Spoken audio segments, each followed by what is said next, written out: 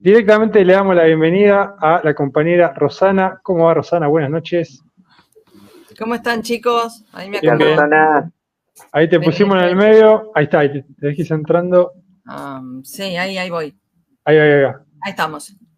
Ahí está. ¿Cómo están, chicos? ¿Qué tal? Bien, todo tranquilo. Todo Espero bien.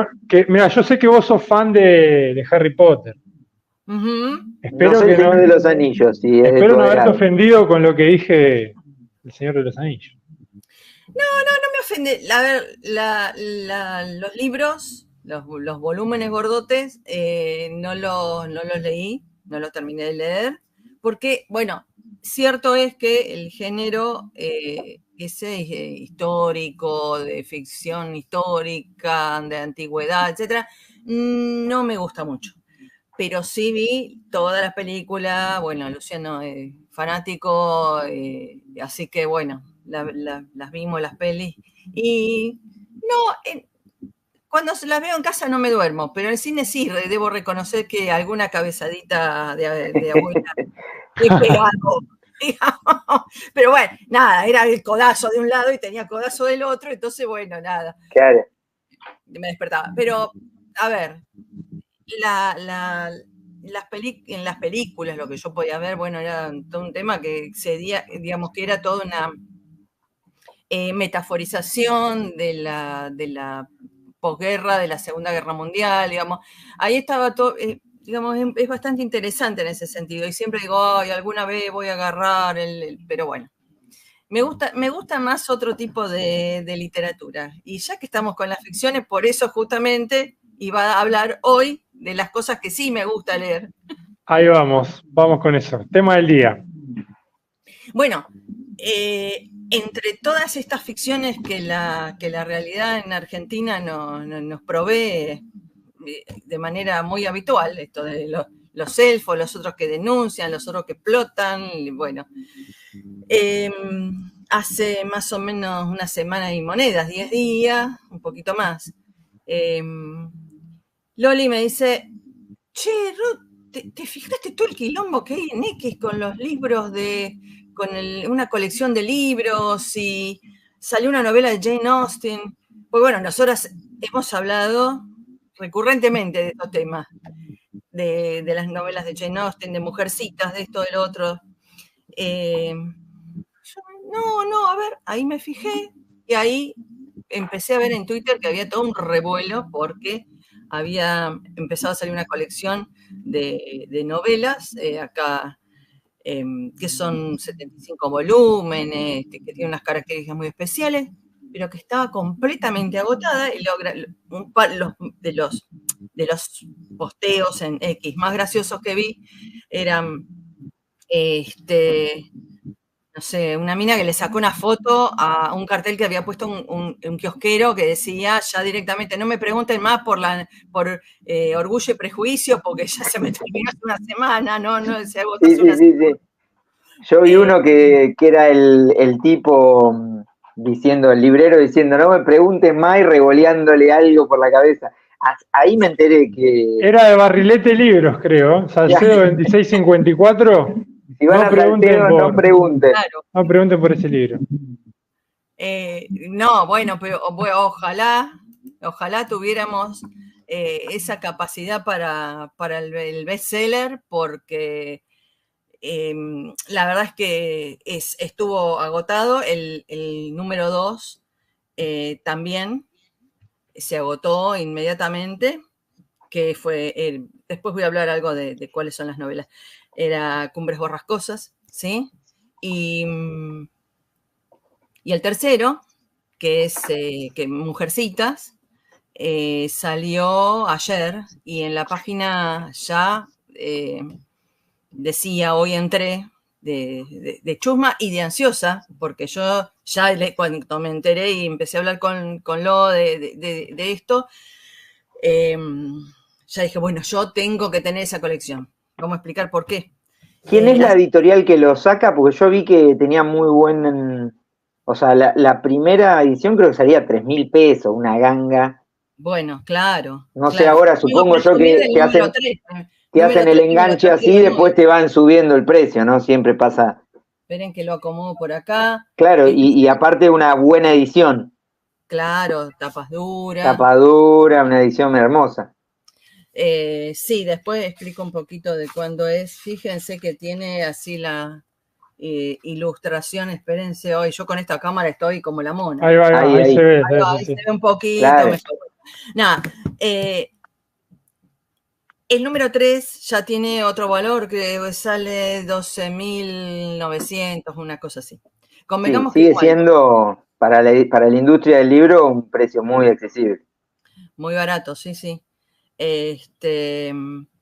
Entonces, lo primero que yo me preguntaba, además de esta anécdota de intercambio con la compañera Dolores Martínez González, que siempre estamos ahí compartiendo este tipo de información, es qué había pasado con este fenómeno, aunque más no fuera con el tomo 1 y el tomo 2, que desaparecieron de los kioscos, y que había cantidades de chicas, ¿sí? En X diciendo yo lo quiero conseguir, se agotó, cuando va a salir de nuevo, ¿sí?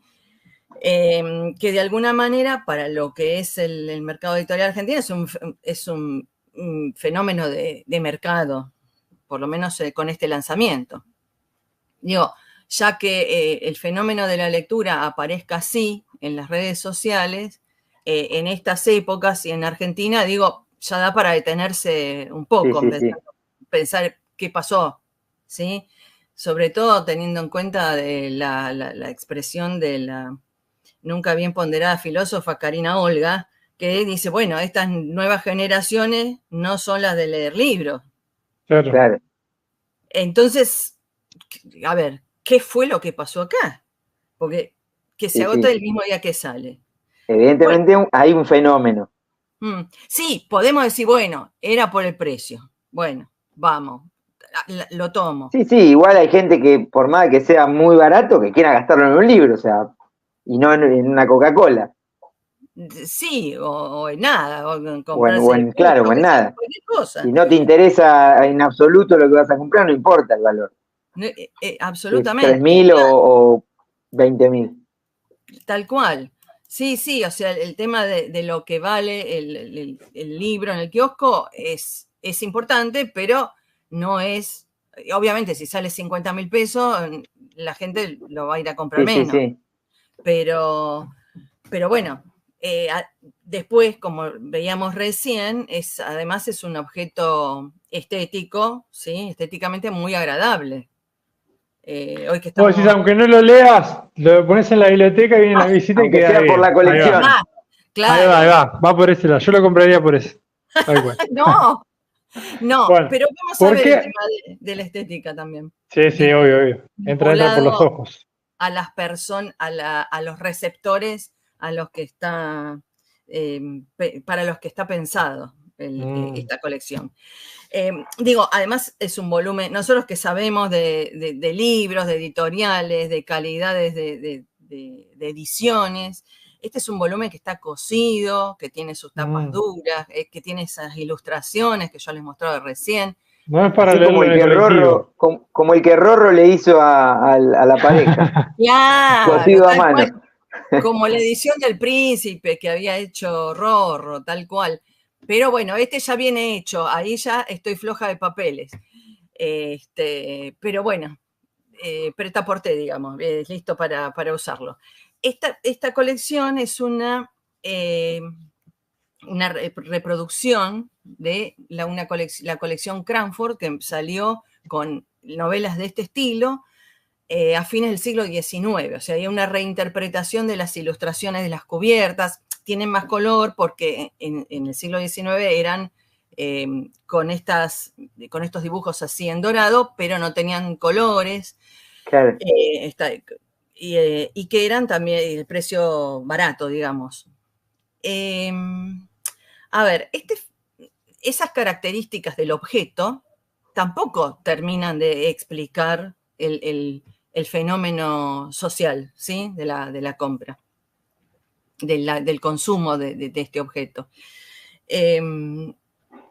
Yo tengo en marcha la corrección, el armado de un libro sobre la lectura y la recepción de las novelas de amor en Argentina en un periodo que va desde 1917 a 1922.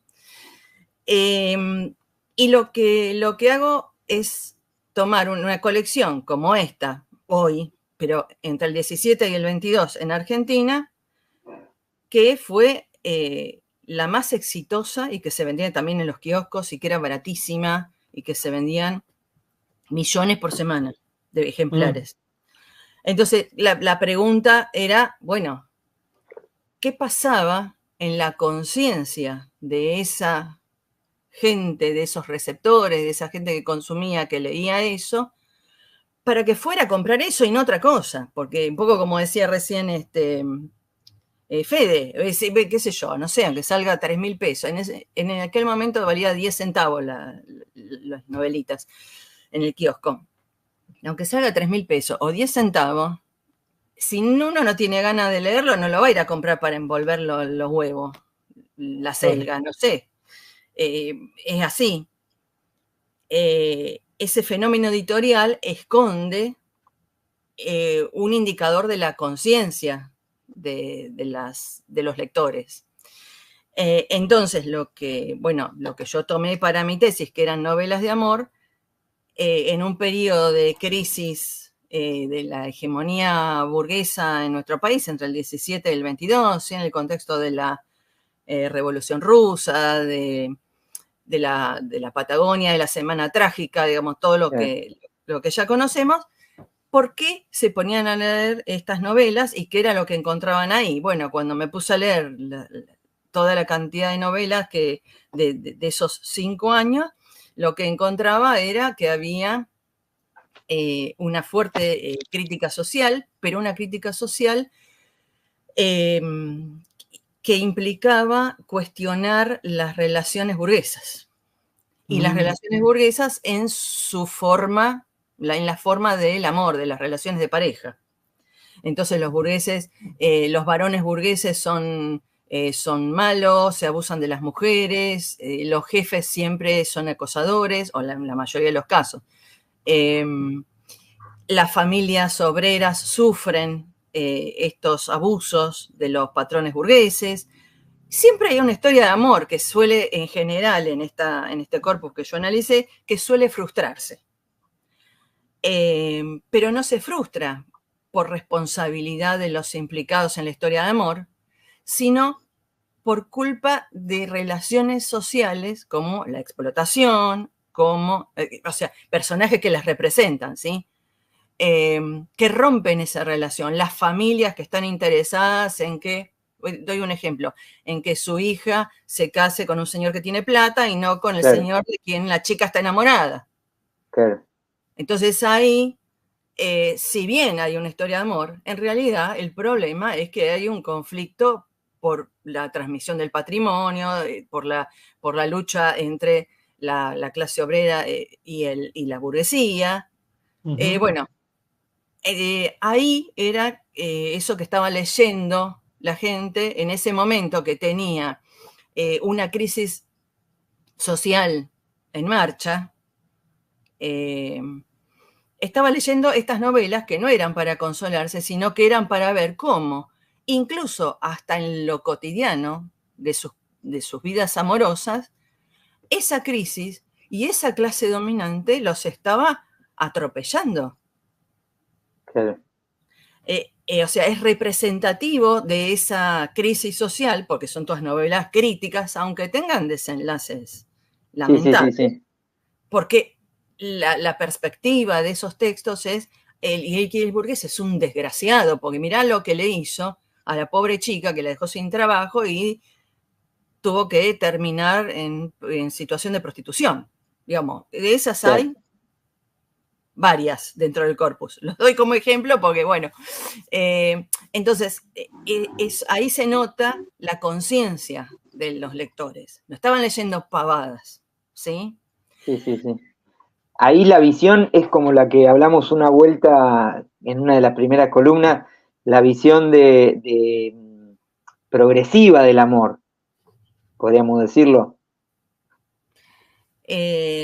Claro, porque además esa visión progresiva del amor, que es una de las formas que tiene en un momento histórico determinado, pero es una necesidad, que es una necesidad humana para que se desarrolle el ser humano, lo plantea dentro de la crisis del capitalismo, de una de las crisis históricas del capitalismo.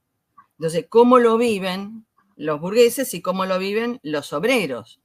Si bien es una relación fundante, lo que plantea este corpus que yo examiné es que los obreros, la clase obrera lo vive de una manera y lo vive presionada y lo vive pasando necesidades y por lo tanto muchas veces frustrando sus relaciones amorosas por culpa de estas necesidades económicas, ¿sí? Y cómo lo vive la burguesía, imponiendo, comprando mujeres, avasallando afectos de varones obreros, ¿sí? O sea, apropiándose de mujeres de la clase obrera o de la pequeña burguesía.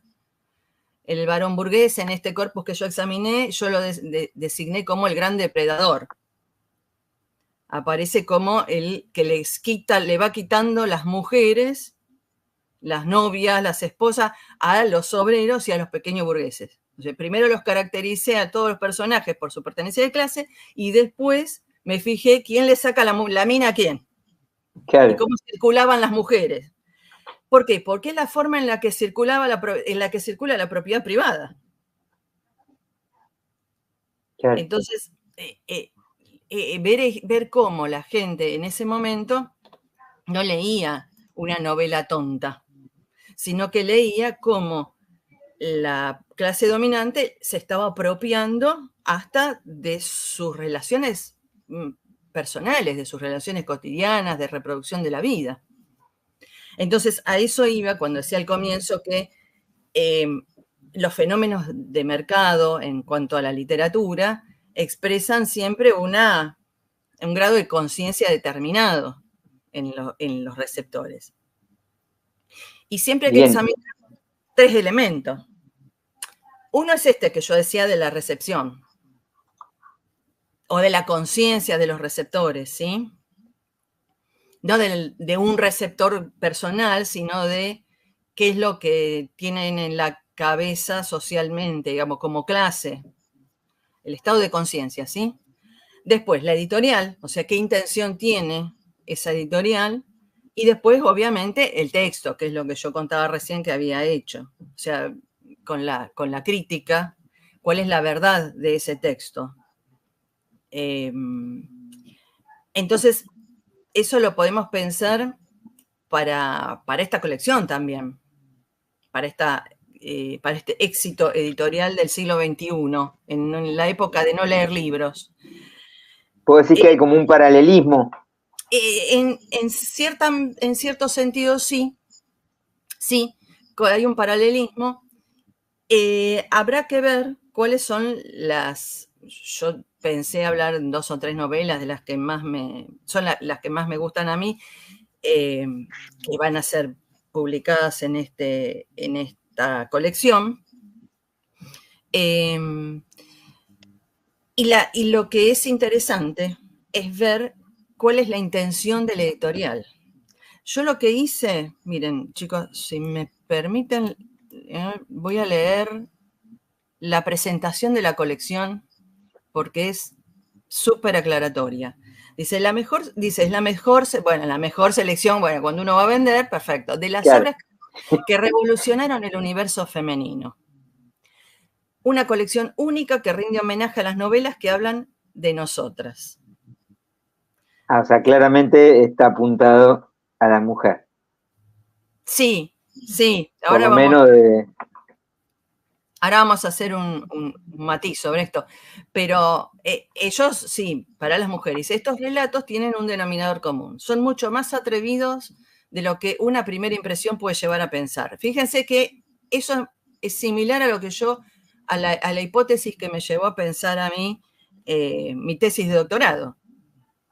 Estas novelas que tienen que tener algo más profundo que una simple historia de amor que fracasa. Porque Claro. de lo contrario, no estarían millones de personas leyéndola por semana.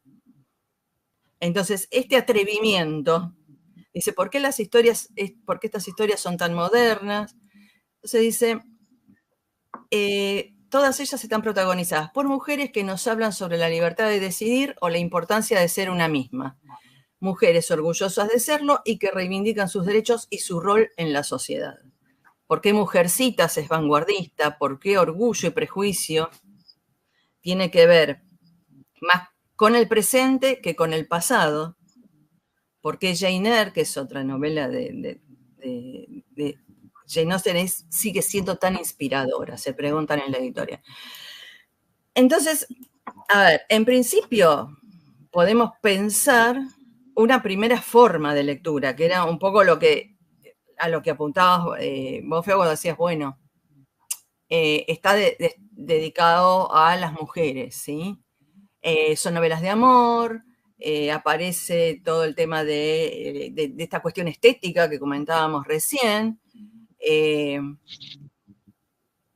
Se había producido algo parecido, y esto me recordaba con el fenómeno de Barbie el año pasado, cuando las feministas salimos a hablar de por qué Barbie era una película feminista y qué programa tenía, etcétera, etcétera, y claro, otras tomaron Barbie y salían todos con los moñitos rosa y claro.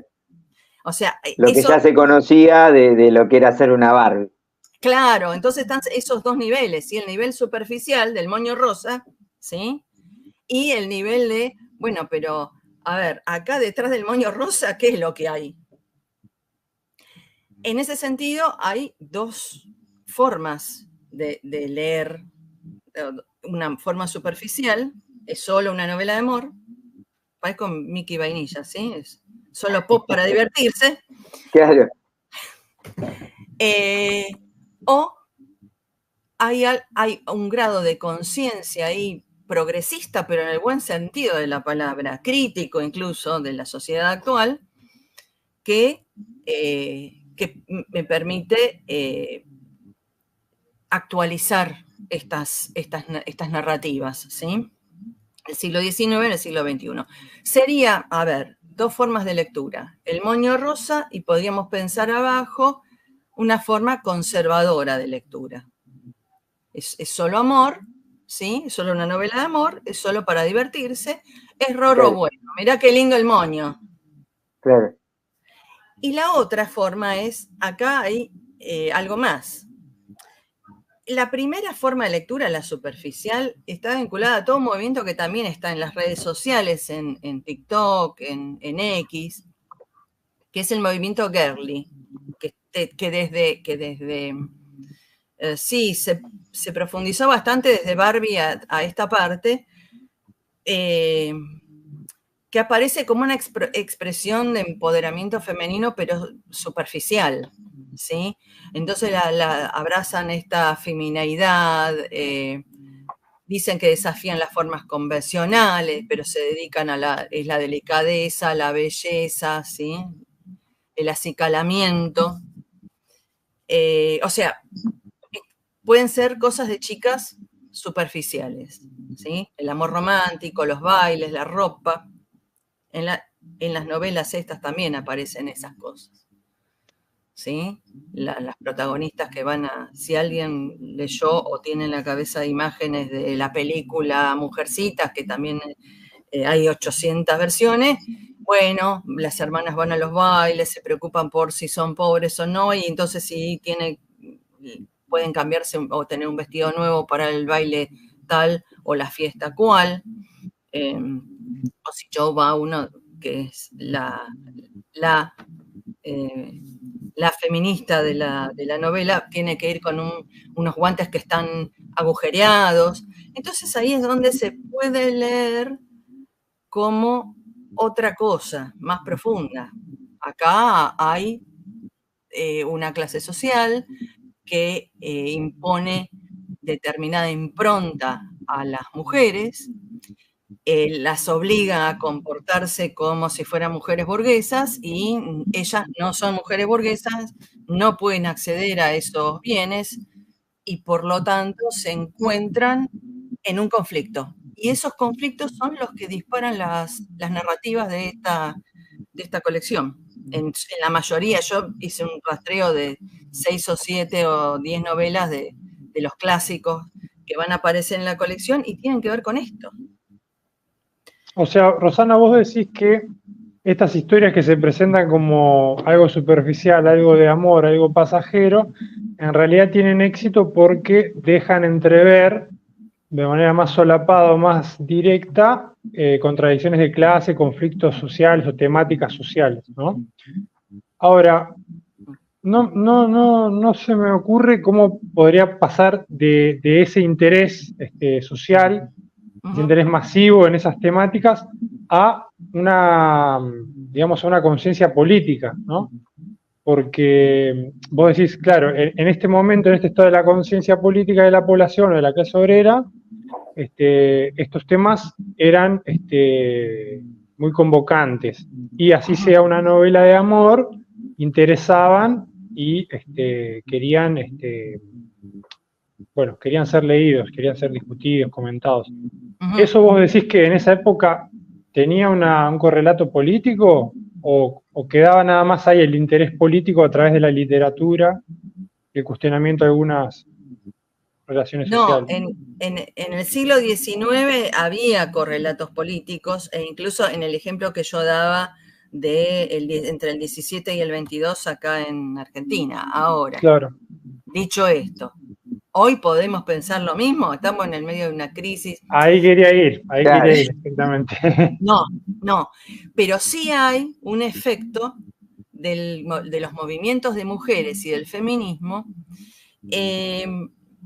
que empuja en el sentido de pensar no solamente el problema de las mujeres y el amor, sino pensar que el problema de las mujeres y el amor es pensar el problema de la sociedad y de las relaciones sociales.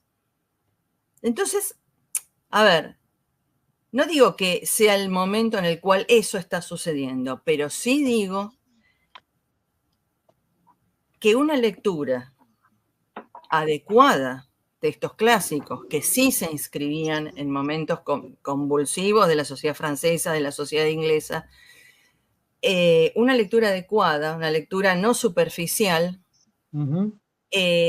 ayuda mucho al desarrollo de la conciencia también.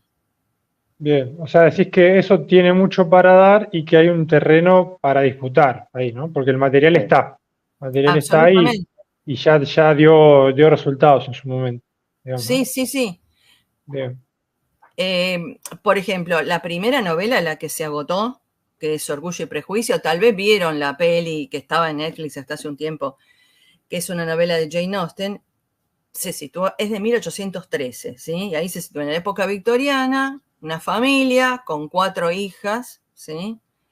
Y está todo el problema de cómo las familias eran consideradas socialmente por su pertenencia de clase, pero también por los comportamientos de sus miembros, pero en los miembros de sus mujeres. O sea, ¿qué pasa cuando una de ellas es más descarriada que las otras y las deja quedar malas a las demás? ¿Y qué pasa con la dote, la autonomía de las mujeres, la necesidad de matrimonio? Porque si no, una mujer no podía sobrevivir sola.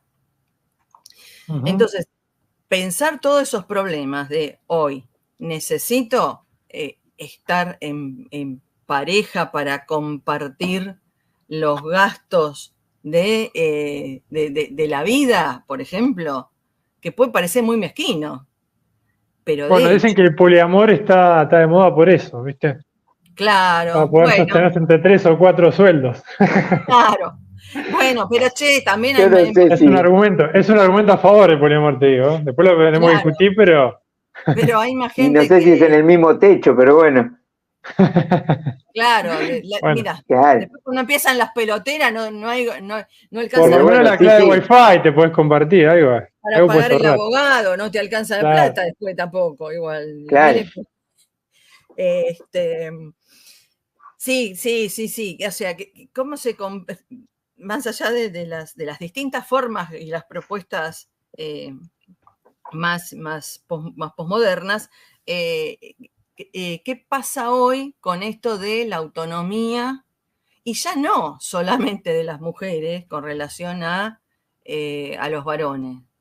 Las mujeres de la clase obrera ya este problema lo tenemos resuelto. O sea, tenés que salir a laburar y si podés compartir y estar acompañada por alguien que tiene tus mismos intereses, con el que compartís un montón de sueños, bueno, ya está. Digamos, eso está resuelto. Los que no lo tenían resuelto todavía eran las mujeres de 1813. Claro. El problema es justamente cómo llevar adelante una relación afectiva hoy y cómo conservar la autonomía personal en un contexto de imposibilidad de autonomía económica, si se quiere. Entonces, digo, si una si tenés la respuesta a eso, ya lo hacemos un reel, ¿eh? No, déjenmelo pensar un poco. Yo estuve pensando en las novelas, pero digo, encarar estas novelas es problematizar la situación no solo de las mujeres hoy, sino de los vínculos sociales que nos ayudan a sostener nuestra vida cotidiana. Sí, sí. Bueno, acá decían en el chat, decía Romina, dice, bueno, un tema, por ejemplo, para trabajar en la ESI, en la escuela, interesante. O sea, son materiales que tienen muchos años, sociedades con características diferentes, pero que todavía pueden ser disputados, ¿no? Disputados. Totalmente. Sí, sí. Incluso una de la colección, que es mi novela favorita, ¿no? La he leído como 3 veces, es Madame Bovary. Madame Bovary es de 1856. Es una novela que salió como folletín. Todas las protagonistas de las novelas son mujeres, ¿sí? Esta es justamente, como su nombre lo indica, Emma Bovary, la protagonista. ¿Por qué la he elegido, después de haber leído tantas cosas, como mi novela favorita? Flaubert, y a pesar de que la escribe un varón, Flaubert lo que hace es tomar toda la ideología del amor romántico y meterla en la cabeza de su protagonista. Y conocen la historia del Quijote, ¿sí? En el Quijote, Don Quijote se había vuelto loco de tanto leer novela de caballería, terminó creyéndose un caballero, ¿sí? Un caballero andante en la época en la que ya no había más caballeros andantes. Bueno, como le pasó a Fede mirando streamers. Ahora se cree que es un streamer y todavía le falta, pero bueno. O a Milei. Ahora se creyó que era. Seguimos tirando de la piola y vamos a llegar al cosplay. Miren lo que les digo, ¿eh? Ahí va. Va por ahí el cosplay, sí. Claro, ya nos vamos a creer elfos y todas esas cosas. Decía, bueno, a Emma le pasó algo parecido a Don Quijote. Se hartó la cabeza de leer novelas de amor y se alimentó ilusiones, en su imaginación, ilusiones románticas, idealistas, desea una vida refinada, sentimental, apasionada, como todo lo que ella había leído en las novelas. Finalmente se casa se casa con un médico de provincias, el señor Bovary, que era el tipo más soso del universo, un tipo que no tiene nada para ofrecerle de lo que ella esperaba. O sea, es una especie, es un médico de la provincia que iba atendiendo gente por kilómetros. Se subió un caballo y atendía a un viejo que se estaba muriendo a 10 kilómetros, a otro. Y esa era la vida de ella, encerrada en el medio del campo, una vida aburrida, una vida solitaria. Finalmente, Emma tienen una hija. Emma nunca quiso ser madre, no quería ser madre, la detestaba la hija, la maltrataba, no la soportaba. En medio de toda esta frustración, tiene consecutivamente, no vayan a pensar en el poliamor, Dos amantes, ¿sí? Primero un tal Rodolfo y después uno que se llama León, ¿sí? Comienza a endeudarse para comprar esos lujos inalcanzables. Ella quiere irse al baile cual Cenicienta y obviamente el señor Bovary lo único que hace es volver con el traste cansado de los 10 kilómetros que hizo de ir a curar a un fulano y tomar un plato de sopa caliente y nada más. No les voy a contar el final. No, por favor. Pero sí, también hay versiones filmadas para los vagos, ¿vieron? Está bien, vamos con esa. Tengo Pero experiencia. Claro, mis alumnos me decían todo el tiempo, profe, no hay película, profe. ahora te lo resumen con la IA, así que ni eso, ni la película. Claro. Le preguntan en la IA de qué se trata. Claro, al año siguiente, fíjense qué quilombo que armó esta novela, que en 1857 le hicieron juicio al editor, al impresor y a Flaubert. ¿Por?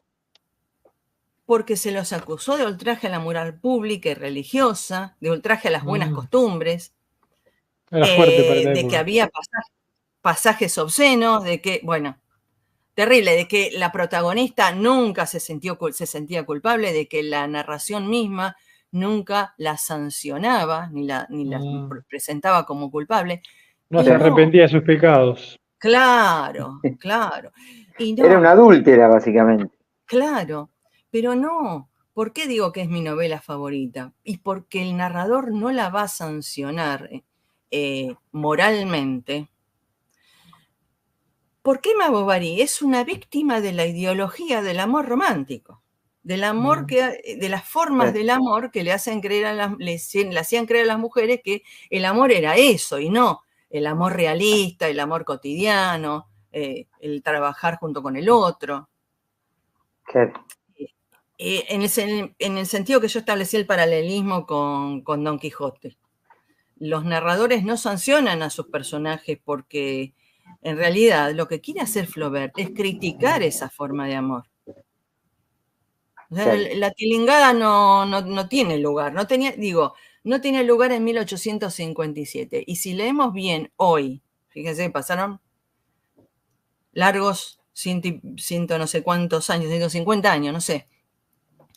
Y sin embargo, lo que está diciendo es lo mismo que podríamos decirle hoy a cualquier chica que deja de creer que las relaciones y la vida social es ser Cenicienta.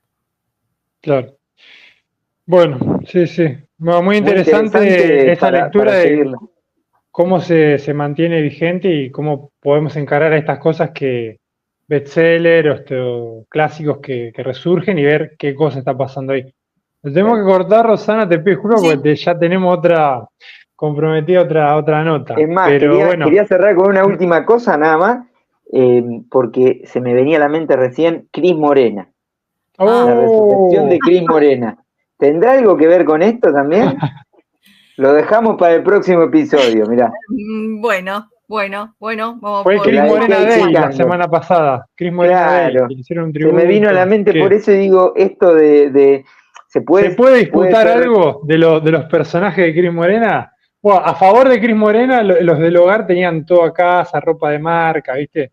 Sí, o sea, claro. Bueno.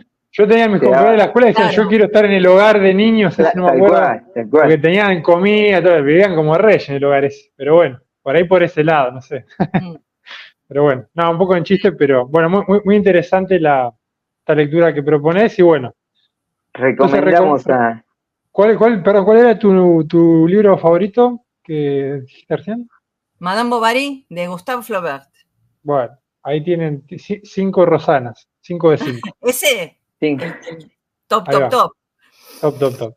Bueno, Rosana, muchas gracias por haberte sumado al vivo de hoy. Podemos seguir este tema la que viene o salimos con otro, pero el tiempo es tirano. Hay que usar esas frases. Pero sí. Todo lo que tenga que ver con las nuevas formas del amor, que no son tan nuevas en realidad, estos libros nos ayudan a pensar eso. Exactamente. Así es. Bueno, Rosana, te damos un abrazo. Nos vemos la próxima. Otro. Chau, beso. Chau. Bueno, ahí